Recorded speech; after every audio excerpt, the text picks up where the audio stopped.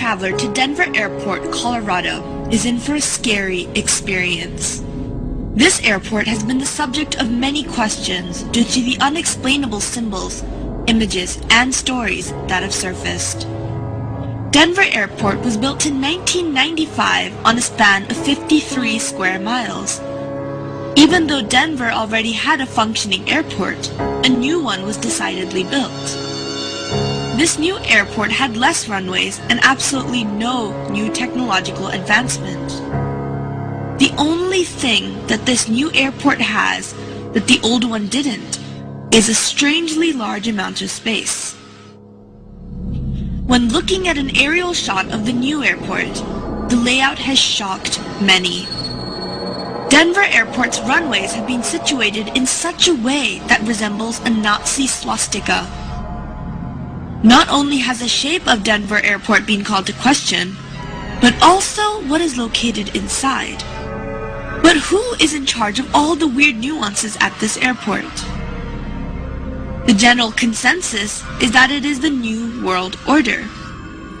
But who are the New World Order? Well, they are an elite group of individuals that include many of the world's wealthiest people, such as well-known political leaders and those related to the British Crown. But their main goal is to create one united world government that has no regional boundaries. But this would only be possible in one way, and that is to commit a mass genocide and narrow down the world's population to 2 billion people. Their reasoning for this thought is because there would be more control. Denver Airport has a myriad of symbols that are correlated to the New World Order. There is a dedication stone in the airport that mentions the New World Airport Commission. However, there is no such thing. The New World Airport Commission is made up and was never created. One can only assume that it is alluding to the New World Order. Also, there is a plate on the floor that shows the symbols AUAG. Some may say that this is related to gold and silver. However, one of the sponsors of the airport discovered a new deadly strain of hepatitis known as Australian antigen, and this is also symbolized by AUAG.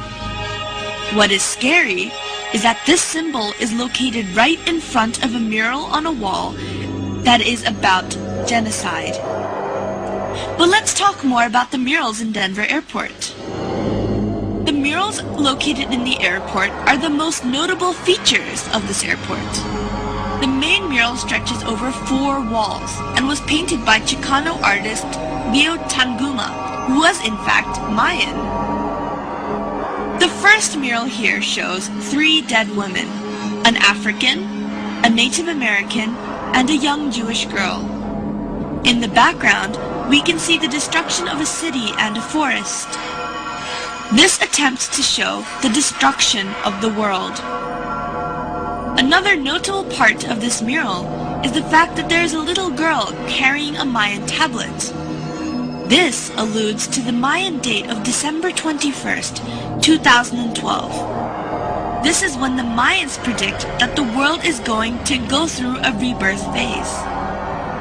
The main emphasis of this mural, once again, is the destruction of the world and the preservation of some life. The second mural shows a huge military figure wearing a gas mask and holding a machine gun and a sword. This sword is stabbing a dove, which is the symbol for peace, and implies that peace will be destroyed. There are grayish waves emanating from the figure, and these waves represent death, or in this case, a poisonous gas that has killed everyone in its path. This mural is the one with the AUAG symbol, the one that is related to the deadly virus strain. One can also see a line of weeping women holding their dead infants, and a group of dead children on a pile of bricks. The emphasis of this mural is of a cleansing that is going to kill a myriad of people in its path. However, interestingly enough, This mural has been painted over.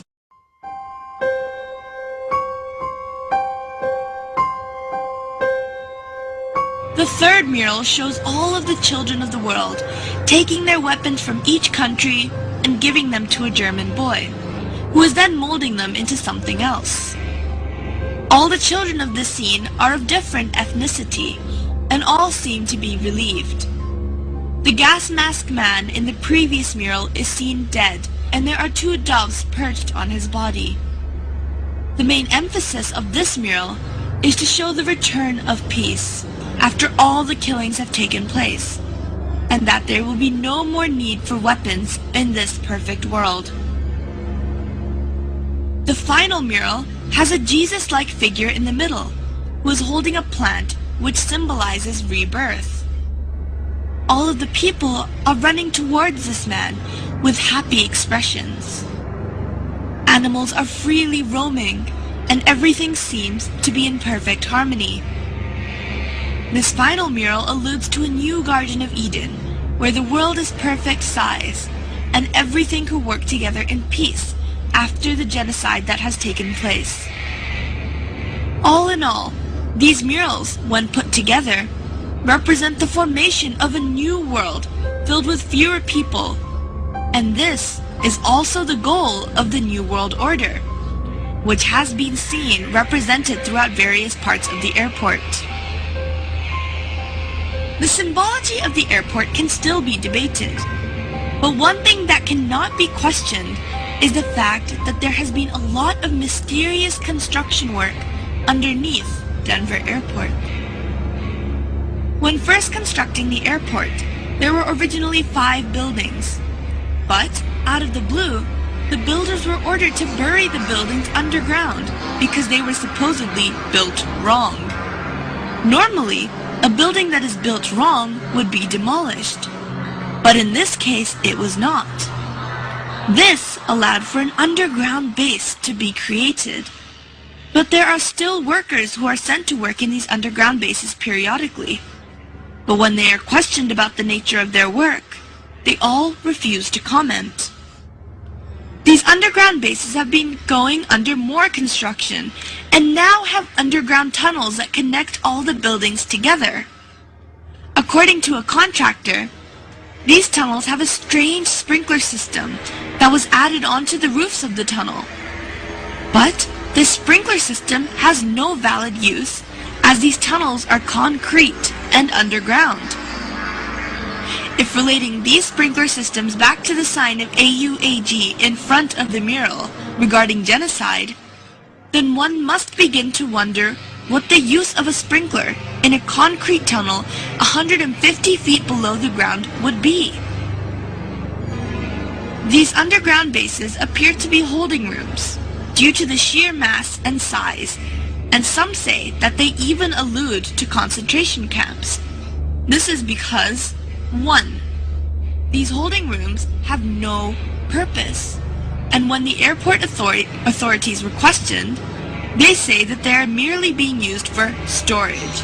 And 2, all the barbed wire fences face the inside of the airport rather than facing the outside, which is what they usually do. This implies that they are trying to keep things in rather than keep things out. And 3, the sprinkler systems have no use, but they may be related to the deadly virus Australian antigen and the pursuits of the New World Order.